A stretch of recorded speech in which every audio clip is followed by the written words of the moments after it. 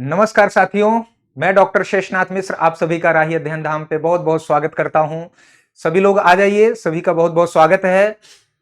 आज हम लोग जो है संस्कृत रचनाकारों की जो श्रृंखला चल रही है, जो सीरीज हम लोग चला रहे हैं, उसमें आज सबसे प्राचीन महाकवि भास जी के बारे में एक सारगर्भित, संक्षिप्त और बेहतरीन कंटेंट पर जो है चर्चा करने जा रहे हैं।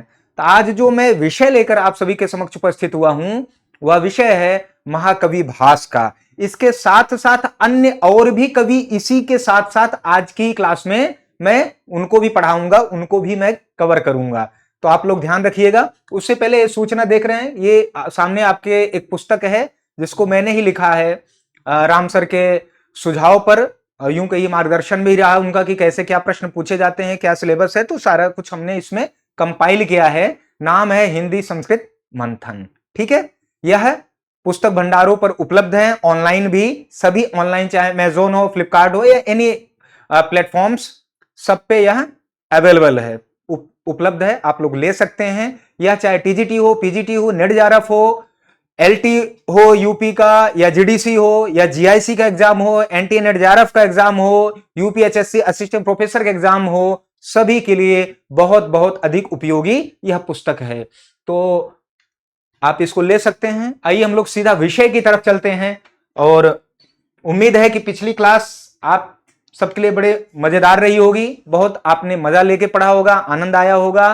और वह सभी जो मैंने कंटेंट में जो टॉपिक्स करवाए थे, जो प्रश्न आपको बताए थे, वे सभी प्रश्न बहुत ही महत्वपूर्ण थे।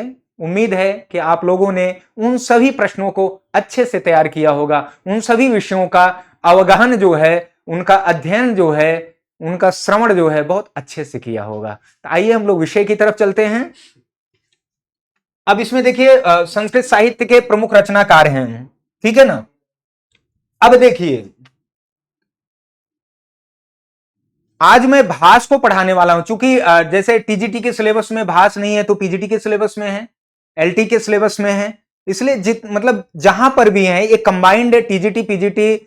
आप देख रहे होंगे कि UP Hindi TGT PGT GIC GDC NTA NET JRF और यूपी टेट, सी टेट या super TET, D triple SB, UP HSC, LT grade इत्यादि जितनी भी परीक्षाएं हिंदी में होती हैं, मतलब हिंदी विषय की जितनी भी परीक्षाएं होती हैं, कॉम्पिटेटिव एग्जाम्स जो आपके होते हैं, प्रतियोगी परीक्षाएं, उनमें जो संस्कृत के टॉपिक्स लगे हुए हैं, जो संस्कृत के विषय लगे हुए हैं आप सभी के लिए, उन सभी विषयों को मैं एक ही इस क्लास में कवर कर लेता हूं। ठीक है, इसलिए टीजीटी या पीजीटी अलग अलग क्लासेस नहीं होंगी। आइए हम लोग सीधा आपको विषय पर ले चलते हैं, ध्यान से देखिए।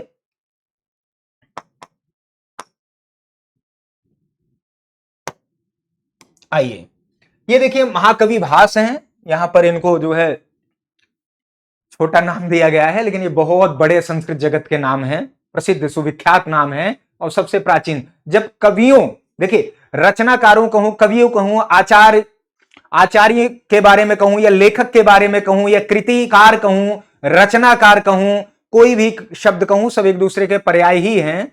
तो जब आता है एक प्रश्न आपकी परीक्षा में पूछा जाता है, बड़ा मजेदार प्रश्न होता है, बहुत सरल भी होता है, परंतु अधिकांश लोगों का वह प्रश्न गलत होता है। कारण एक है, वह कारण क्या है? वह कारण यह है कि वो लोग क्या करते हैं कि क्रम याद नहीं करते। कवियों का जो काल होता है, उनका समय होता है कि भाई कौन प्रथम शताब्दी है, कौन सा दूसरी शताब्दी का, या किसका 600 ईसा पूर्व है, इत्यादि जो भी इस प्रकार के काल खंड होते हैं, उनको ध्यान में रखते ही नहीं।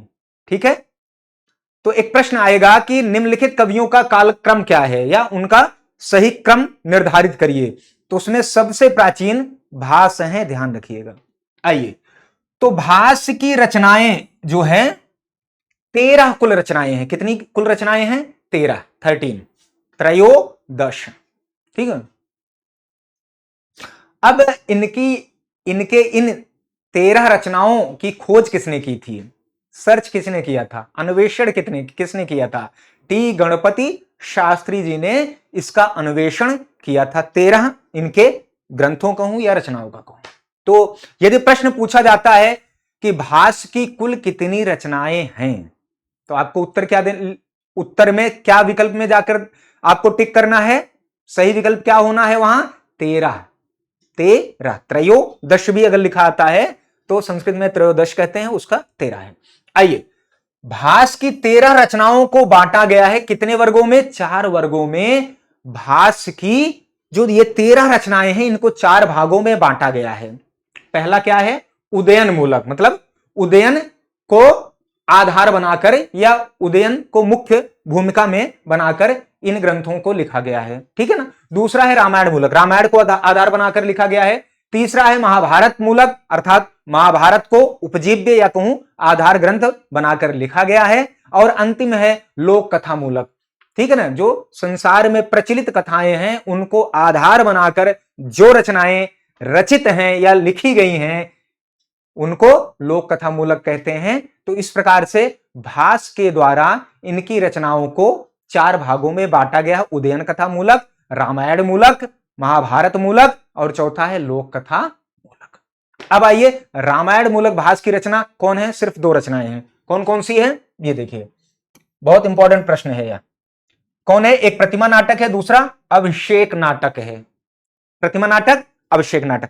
प्रतिमा नाटक या अभिषेक नाटक इत्यादि जो इनकी रचनाएं है ना, इनका भी संक्षिप्त इनकी रचनाओं के परिचय को भी हम लोग देखेंगे, ठीक है। तो इसलिए सिर्फ इनके बारे में नहीं पढ़ना है, इनके ग्रंथों के बारे में भी संक्षिप्त चर्चा, ठीक है, तो वहां से हम लोग कर देंगे, ठीक है। आइए, अब लोक कथा मूलक इनकी कौन सी रचनाएं हैं, एक है अभिमारक, दूसरा है चारुदत्त। अभिमारक, चारुदत्त।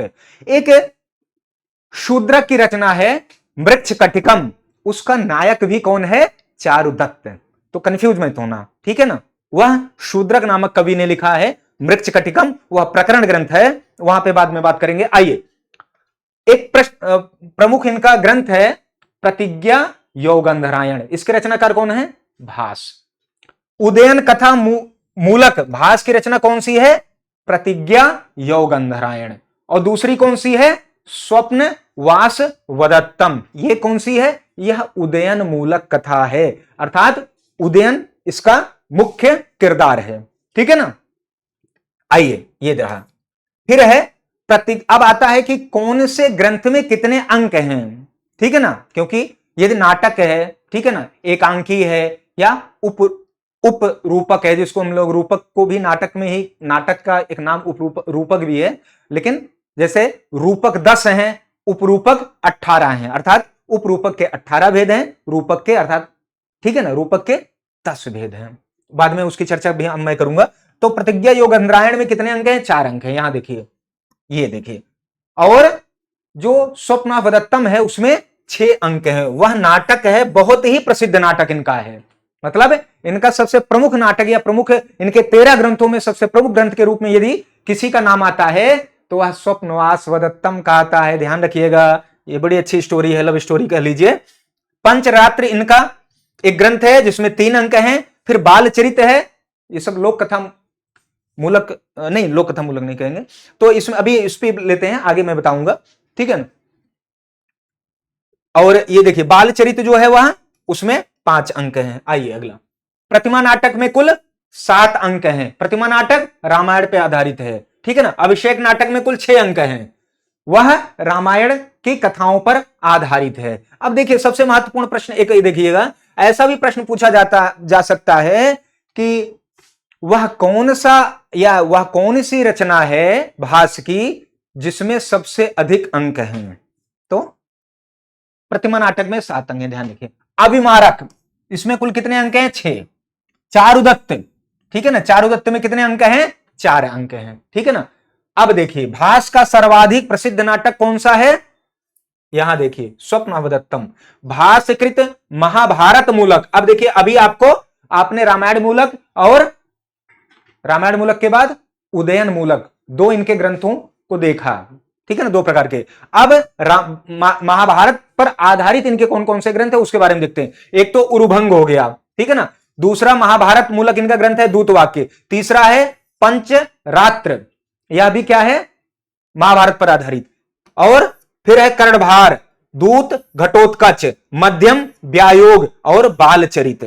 ठीक है ना, ये सब क्या है, ये सब महाभारत पर आधारित है, अर्थात महाभारत के कथानक को लेकर, या यूं कहें कि महाभारत की ही स्टोरी को लेकर इन्होंने अपने ग्रंथों का क्या किया, निर्माण किया, रचना की। आइए यहां एक मैं इन शॉर्ट में आपको एक संक्षिप्त में बताना चाहता हूं कि उदयन कथा मूलक कौन है, प्रतिज्ञा योगेंद्रायण और स्वप्नावदत्तम, ये दो ग्रंथ इनके उदयन मूलक हैं। रामायण मूलक दो हैं, प्रतिमा नाटक, अभिषेक नाटक। फिर लोक कथा मूलक कौन है, अभिमारक और चारुदत्त, ये दो ग्रंथ इनके कौन से हैं, ये दो ग्रंथ इनके जो हैं कौन से, किस पर आधारित हैं, लोक कथा मूलक। महाभारत सबसे अधिक है, ठीक है ना, 2, 4, 6, मतलब जो 3 भाग में 6 ग्रंथ हैं, बाकी एक भाग में 7 ग्रंथ इनके हैं, तो टोटल 13 ग्रंथ हो गए।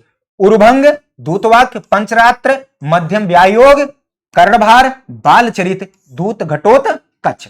ठीक है, ये 7 ग्रंथ इनके हैं। ठीक है ना, अब कुछ देख लेते हैं, भास की कुछ उपाधियां इनको दी गई हैं। इनको कुछ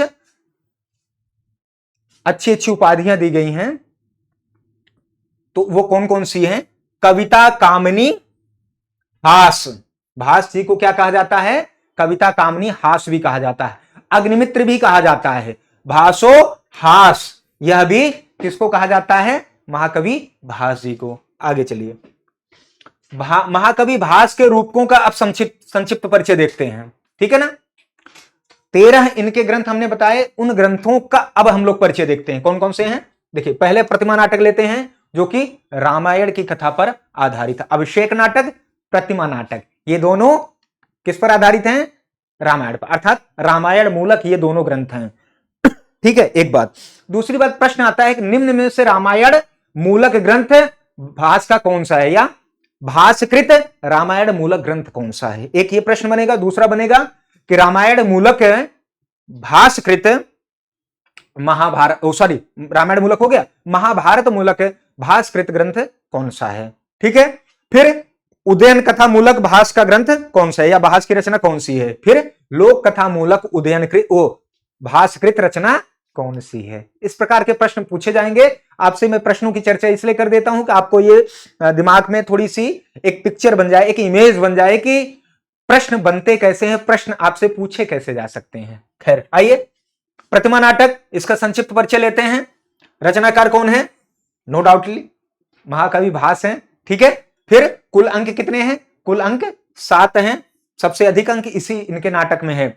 उपजीव्य काव्य कौन सा है, रामायण। अब एक प्रश्न बनता है कि प्रतिमा नाटक ग्रंथ का उपजीव्य काव्य कौन है, या निम्न में से रामायण उपजीव्य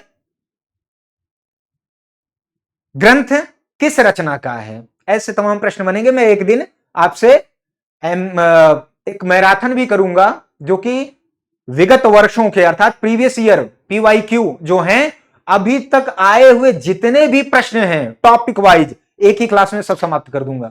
आइए, अब है कथा वस्तु इसकी क्या है, अयोध्या कांड से लेकर रावण वध तक की इसमें संपूर्ण घटनाओं से, अयोध्या मतलब भगवान की जन्मभूमि अयोध्या से लेकर रावण के वध तक इसमें संपूर्ण कथा का वर्णन है।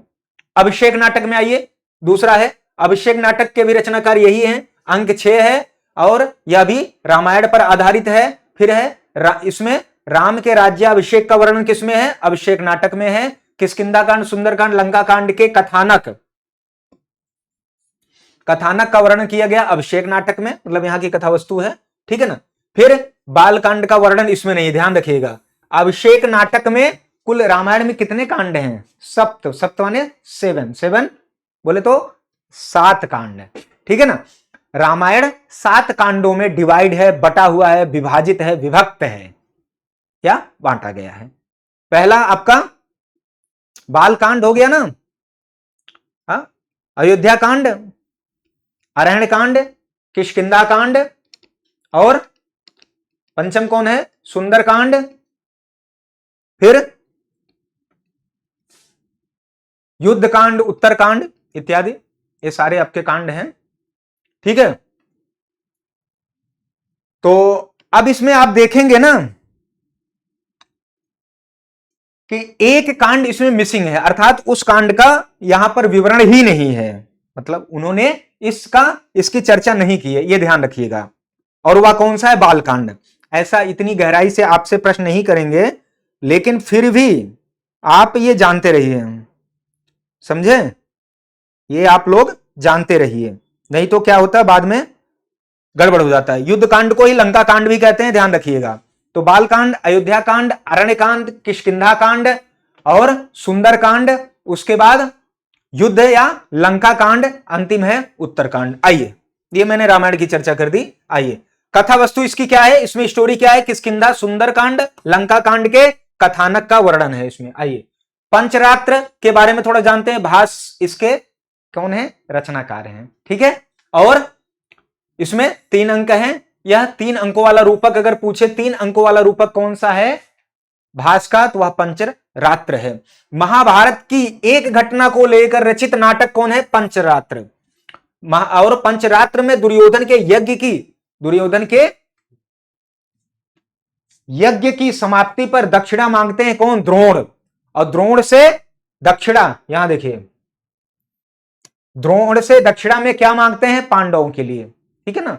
द्रोण दुर्योधन से दक्षिणा में क्या मांगते हैं? पांडवों के लिए आधा राज्य, ध्यान रखिएगा। फिर है पंचरात्र की कथा, मतलब रूपक क्या है, उसकी कथा वस्तु क्या? कल्पित है, अर्थात इमेजिन है, कल्पना की गई है, इतिहास प्रसिद्ध नहीं है। पंचरात्र की देखिए रचनाकार भास है, विधा नाटक है, विधा भी पूछ लेता है कि कौन से। और कुल अंक 3 है। उपजीव्य काव्य महाभारत है। कथा वस्तु द्रोण द्वारा दुर्योधन में पांडवों के लिए दक्षिणा में आधा राज्य मांगना, ये उस पूरे ग्रंथ की ये घटना है। आइए, मध्यम व्यायोग, रचनाकार भास है, ठीक है ना। और मध्यम व्यायोग की जो विधा है वह रूपक है, अर्थात यह रूपक उपरूपक, एकांकी जो है उपरूपक का भेद होता है। मध्यम व्यायोग में कुल 1 अंक है। महाभारत पर आश्रित कौन है? मध्यम व्यायोग, ध्यान रखिएगा, ठीक है ना। मध्यम व्यायोग भीम के द्वारा घटोत्कच के हाथ से ब्राह्मण पुत्र की रक्षा का वर्णन है इस ग्रंथ में। घटोत्कच किसका पुत्र था? भीम का था। भीम किसके पति थे? अर्थात भीम की पत्नी का नाम हिडिंबा था। आपने घटना सुनी होगी, महाभारत जो सीरियल आता था, यदि आपने उसमें देखा होगा तो इसके बारे में आप भली भांति जानते होंगे। आइए, व्यायोग नामक रूपक है मध्यम व्यायोग। भीम की नायक की कोटि क्या है? धीरोधत्त। जो मध्यम व्यायोग का जो भी नायक होगा, ठीक है ना, व्यायोग का जो नाटक होता है वो नायक होता है, वो धीरोदत्त होता है। नायक के 4 प्रकार होते हैं, धीरोदत्त, ठीक है ना, धीर ललित, धीर प्रशांत और धीरोदत्त, ध्यान रखिएगा। उदयन जो स्वप्नावदत्तम का नायक है वह धीर ललित है, भोगी विलासी व्यक्ति, ऐसा कहा जाता है। फिर दूत वाक्य इनका ग्रंथ है महाभास जी का। तो दूत वाक्य के रचनाकार कौन है? भास हैं। दूत वाक्य भी एकांकी है, एकांकी, ठीक है, जिसमें 1 अंक। दूत वाक्य में कुल अंक हैं 1। महाभारत पर आश्रित है दूत वाक्य। कृष्ण के दूत बनकर पांडवों का संधि प्रस्ताव लेकर दुर्योधन के पास जाने का जो वर्णन किया गया है वह इसी ग्रंथ में किया गया है, दूत वाक्य में, ठीक है ना। दूत आपका संदेश वाहक, आप अपने संदेश को किसी व्यक्ति के माध्यम से पहुंचाते हैं। दूत, पहले दूत का बड़ा महत्व था। दूत जब जाता था ना किसी राजा के पास, तो उसको किसी प्रकार की हानि नहीं पहुंचाई जाती थी, ठीक है ना, उसका बड़ा सम्मान किया जाता था। तो आज भी एम्बेसडर वगैरह आपके जाते हैं ना, देखिए एम्बेसी बनती है दूसरे देश में, तो सारी चीजें। आइए, ठीक है, अब आइए रचनाकार भास हैं। सूक्ष्म देखिए, विधा एकांकी है, रूपक कुल 1 अंक है, उपजीव्य महाभारत है, कथा वस्तु आपको मैंने बताया ही कि लेकर संदेश जाते हैं। दूत घटोत्कच इनका अगला ग्रंथ है। दूत घटोत्कच के रचनाकार भास एकांकी है, इसकी विधा 1 अंक इसमें भी है, महाभारत पर आश्रित है दूत घटोत्कच। इसमें महत्वपूर्ण क्या है? करुण रस प्रधान है ये, ठीक है। अंक, जो अंक नामक रूपक है उसका एक नाम उत्सृष्टिकांक भी है, यह बहुत महत्वपूर्ण है, ठीक है। अभिमन्यु वध के पश्चात कृष्ण के आदेश से धृत राष्ट्र के पास दूत बनकर कौन जाता है? घटोत्कच। घटोत्कच में शांति और संधि का आह्वान करता है घटोत्कच, ठीक है। ये संक्षिप्त मैंने, देखिए ये है कि एक बार आपको कंटेंट देकर उसका एक समराइज जो है ना, कंटेंट भी मैंने यहां पे दे दिया है, जिससे आपको दोनों चीजें ठीक से समझ में आ जाए। देखिए रचनाकार भास विधा एकांकी है, रूपक कुल 1 अंक है, और रूपक जो अंक है वह उत्कृष्टिकांक कहा जाता है। उपरूपक के एक भेद है, सॉरी रूपक का एक भेद है, प्रधान रस करुण है, उपजीव्य महाभारत है। कथा वस्तु आपको बता ही दिया हूं। कर्णभार ये भी देखिए भास है, एकांकी है, कर्णभार है। इसमें जो प्रमुख चीज है, कर्णभार में कर्ण से कवच कुंडल मांगने की कथा वर्णित है। और कौन मांगने आता है आपको पता है ना, इंद्र मांगने आते हैं कर्ण से उनका कवच और कुंडल, क्योंकि जब तक कवच कुंडल अगर पहने रहते कर्ण तो उनको मारना अर्थात उनकी मृत्यु असंभव थी। आइए, कर्ण परशुराम के क्या थे, शिष्य थे, और उन्होंने ही शाप दिया था। शल्य से इन्होंने बताया था, सल्प नहीं। जो ये शाप देने की बात है, अपने सारथी अर्थात शल्य जो है कर्ण का सारथी था, उसको इन्होंने ये बात बताई थी। ठीक है ना। आइए, रचनाकार भास रूपक, इस पर ज्यादा विषय पे नहीं चलेंगे, आगे चलेंगे। उरुभंग देखिए, ये भी भास की रचना है, 1 अंक है इसमें। ठीक है ना, महाभारत पर आश्रित है, और महाभारत के युद्ध में अवसान का प्रसंग है उरुभंग में। अवसान मतलब समाप्ति की तरफ जब जा रहा है महाभारत, वहां पर उरुभंग नामक ग्रंथ में इसका वर्णन किया गया है। ठीक है ना। फिर यहां देखिए, भीम और दुर्योधन के बीच गदा युद्ध कहां होता है, उरुभंग में हुआ है। उरु मतलब जो है जंघा तोड़ देना। ठीक है ना, उरु का भंग, जंघा का तोड़ना। तो आपने जानते ही होंगे कि द्रौपदी का जब चीर हरण हो रहा था, तो उनके जो अपमान था, उस अपमान के बदले के रूप में भीष्म ने यह प्रतिज्ञा की, भीष्म नहीं क्षम्यताम, भीम ने यह प्रतिज्ञा की थी कि मैं दुशासन तेरा जंघा तोड़ूंगा। जब कहा था ना कि दुशासन ने कि मेरी जंघा पे आके बैठ जाओ जो है पांचाली, उस अपमान के बदले में इन्होंने यह प्रतिज्ञा ली थी। इसमें करुण रस है। संक्षिप्त परिचय ये सब है, इस पर मैं डबल रिपीट नहीं करूंगा। बालचरित भास की रचना है या नाटक है, इसमें 5 अंक हैं। यह कृष्ण के बाल रूप का इसमें वर्णन किया गया है। महाभारत के परिशिष्ट हरिवंश पर आश्रित यह बालचरित है। ठीक है ना। श्री कृष्ण के जन्म से लेकर कंस के मारे जाने तक की कथा बालचरित में है। यह संक्षिप्त परिचय है, इसको देख लीजिए, इसको रिपीट नहीं करेंगे। दरिद्र चारुदत्त एक रचना है, भास रचनाकार है, रूपक है, इसमें 4 अंक हैं, और 4 अंकों का अपूर्ण या अपूर्ण रूपक, मतलब यह रूपक जो है अपूर्ण अवस्था में है, पूरा नहीं हुआ है। दरिद्र चारुदत्त है। इसमें निर्धन ब्राह्मण चारुदत्त और गणिका वसंत सेना की प्रणय कथा है। यही सेम कथा भी, ऐसी ही सेम कथा आपको शूद्रक रचित मृच्छकटिकम नामक प्रकरण ग्रंथ में भी मिलती है। ओके, आइए आगे बढ़ते हैं। इसमें सामाजिक पृष्ठभूमि की बातों की चर्चा की गई, और यह इस नाटक की जो मतलब जो है इस ग्रंथ का जी की जो कोटि है, मतलब इस रूपक की जो कोटि है, जो विधा है, वह प्रकरण है। आइए, इसका आधार ग्रंथ मृच्छकटिकम, मृच्छकटिकम को आधार बनाकर यह ग्रंथ लिखा गया है। ध्यान रखिएगा, इसका आधार ग्रंथ क्या है, मृच्छकटिकम। दरिद्र चारुदत्त जो है, दरिद्र चारुदत्तम का जो नायक है वह चारुदत्त है, नायिका वसंत सेना है, और नायिका जो है उज्जैनी की गणिका है। ये संक्षिप्त इसका परिचय दिया गया है। अभिमारक इनका ग्रंथ है, भास ने लिखा है, नाटक है, 6 अंक हैं, और यह लोक कथा आश्रित अभिमारक ग्रंथ है। ठीक है ना। और इसमें काशी राज की रानी सुदर्शना का पुत्र विश्वसेन है, और वह इसका वास्तविक नाम जो है, अभिमारक का जो वास्तविक नाम है, जो इसमें जो पात्र है उसका नाम विश्वसेन है। कुंती भोज की पुत्री का नाम कुरंगी है, अभिमारक नाटक की नायिका कुरंगी है, और नायक विश्वसेन है। ये है इसका संक्षिप्त परिचय, नहीं जाऊंगा। प्रतिज्ञा योगंधरायण, कौन सा ग्रंथ, प्रतिज्ञा योगंधरायण। भास की रचना, नाटक है, इसमें भी 4 अंक है, और यह उदयन कथा मूलक है। ध्यान रखिए, उदयन की कथा का आधार लेकर यह ग्रंथ लिखा गया है। और वासवदत्ता इसकी नायिका हैं। ठीक है, और वह अवंत नरेश महासेन की पुत्री हैं। कौन, वसंत वासवदत्ता, वसंत सेना, सॉरी आ गया नाम। वासवदत्ता के पिता कौन है, अवंती नरेश महासेन। वत्स राज्य का राजा कौन है, उदयन। ठीक है ना, वत्स जो राज्य है उसका राजा उदयन है, उदयन नायक है। और उदयन का मंत्री कौन है, योगंधरायण। ठीक है ना, तो वत्स राज्य का मंत्री कौन हुआ, योगंधरायण। प्रतिज्ञा योगंधरायण का नायक उदयन है, और नायिका वासवदत्ता है। ठीक है ना, ये संक्षिप्त परिचय है। तो आज इस क्लास में हम लोग जो है सिर्फ भास पर ही रुकते हैं। ठीक है ना, क्योंकि क्लास काफी लंबी हो जाएगी। तो फिर आगे से हम लोग जो है अगली क्लास में अगले रचनाकारों को, अगले क्या मतलब 5-7 रचनाकारों को तो आपको उसमें दिख जाएगा थंबनेल में, उन सभी रचनाकारों को हम लोग कवर करेंगे। तो आप अगली क्लास में फिर मिलते हैं, तब तक के लिए धन्यवाद।